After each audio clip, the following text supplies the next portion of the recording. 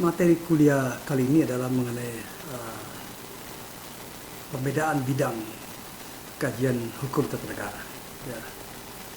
Saya ingin mulai dengan pembagian tentang hukum tata negara formal dan material. Ya. Menurut Logeman dalam bukunya Stadrecht, ya, dia membedakan antara formil Stelselmatigheid dan material Stelselmatigheid. Ya. Jadi sekali lagi dibedakan antara formil Stelselmatigheid dan material Stelselmatigheid. Istilah pertama adalah hukum tata negara, sedangkan yang kedua adalah ajas-ajas hukum tata negara. Perbedaan keduanya seakan-akan adalah perbedaan antara bentuk dan isi, antara form and inhoud, atau antara stelsel and beginsel. Form adalah bentuk, sedangkan inhoud adalah isinya. Beginsel adalah ajas-ajasnya, sedangkan stelsel adalah pelembagaannya. Istilah form and inhoud dipakai oleh Van Vollenhoven seperti dalam Form and Inhoud van het International Recht. Sementara itu Terhar menggunakan istilah beginsel and stelsel seperti dalam beginsel and stelsel van het Adelrecht.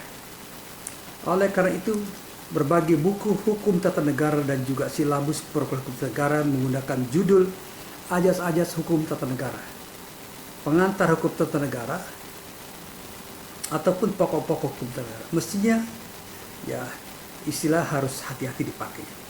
Pengertian kata ajas-ajas hanya berkaitan dengan inhoud atau material Stelselmatigheid, yaitu aspek material dari hukum tata negara. Oleh karena itu, perkataan pokok-pokok pengantar harus dipahami secara luas cakupan pengertiannya, meskipun hanya bersifat garis besar atau hanya bersifat pengantar, introduction.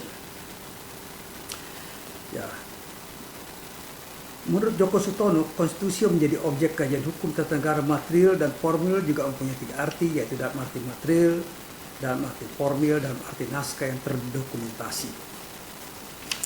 Menurut Djoko Sutono, undang-undang dapat dilihat dalam arti material, allgemeine verbindende Vorschriften, dalam arti formil, yaitu bahwa undang-undang itu telah mendapat persetujuan Beeldsoprenstemming bersama antara pemerintah dan DPR, dan dalam arti naskah hukum yang harus terdokumentasi dalam lembaga negara supaya bersifat bewisbar atau dapat menjadi bukti dan stabil pada satu kesatuan rujukan.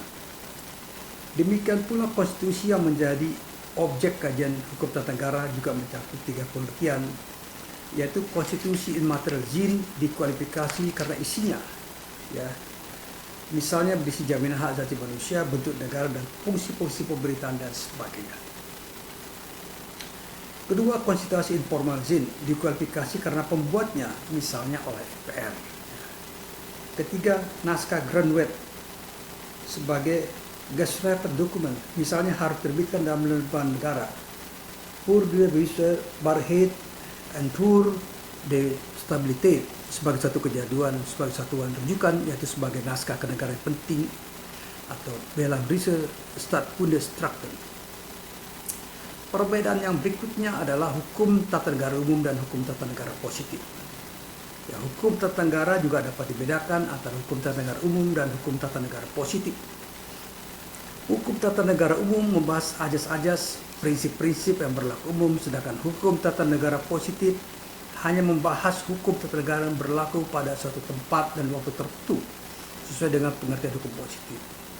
Misalnya hukum tata negara Indonesia, hukum tata negara Inggris, maupun hukum tata negara Amerika Serikat yang saat ini berlaku di masing-masing negara bersangkutan merupakan hukum tata negara positif. Artinya positif ketentuan yang berlaku di suatu tempat dan waktu tertentu. Sementara itu, prinsip-prinsip teoritis yang berlaku umum atau universal di seluruh negara tersebut adalah merupakan materi kajian hukum tata negara atau disebut sebagai hukum tata negara saja.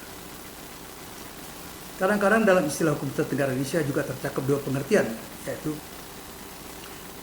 pertama, hukum tata negara positif yang sedang berlaku di Indonesia sekarang, dan dua, berbagai kajian mengenai hukum tata negara Indonesia di masa lalu dan yang akan datang, meskipun belum ataupun sudah tidak berlaku lagi sebagai norma hukum positif.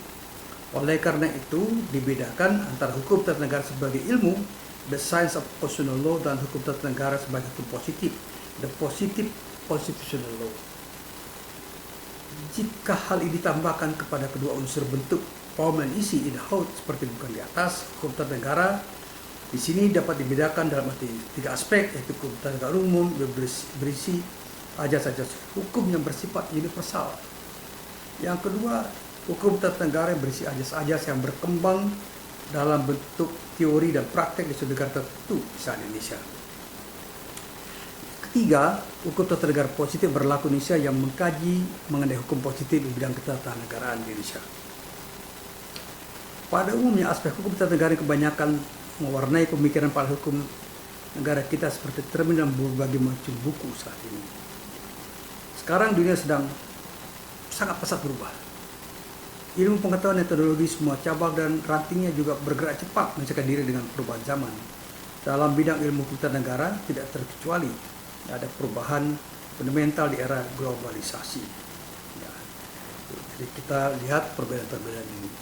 Kemudian hukum tata negara bisa dibedakan juga dalam pengertian dalam bidang hukum tata negara statis dan dinamis. Ya, ilmu hukum tata negara itu disebut sebagai ilmu yang statis apabila negara dijadikan objek katanya berada pada statis atau keadaan diam. Stat in rest. Hukum tata negara bersifat statis inilah yang biasa disebut hukum tata negara dalam pengertian sempit. Sedangkan hukum tata negara dalam arti luas mencakup hukum tata negara dalam arti dinamis, yaitu manakala negara sebagai objek kajiannya ditelaah dalam keadaan bergerak. Stat in being.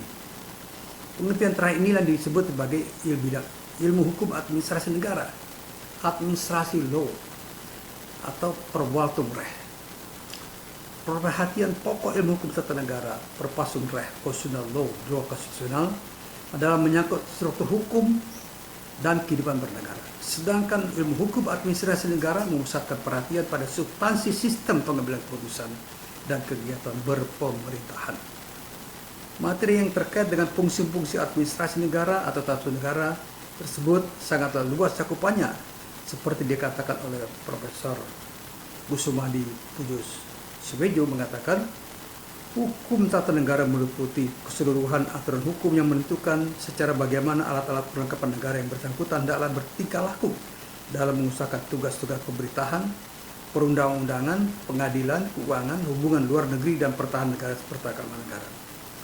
Norma hukum yang mengatur semua aktivitas sedemikian itu disebut sebagai hukum administrasi negara atau biasa disebut sebagai istilah hukum tata usaha negara, dan ilmu membahasnya disebut ilmu hukum administrasi negara atau ilmu hukum tata negara Verwaltungsrecht.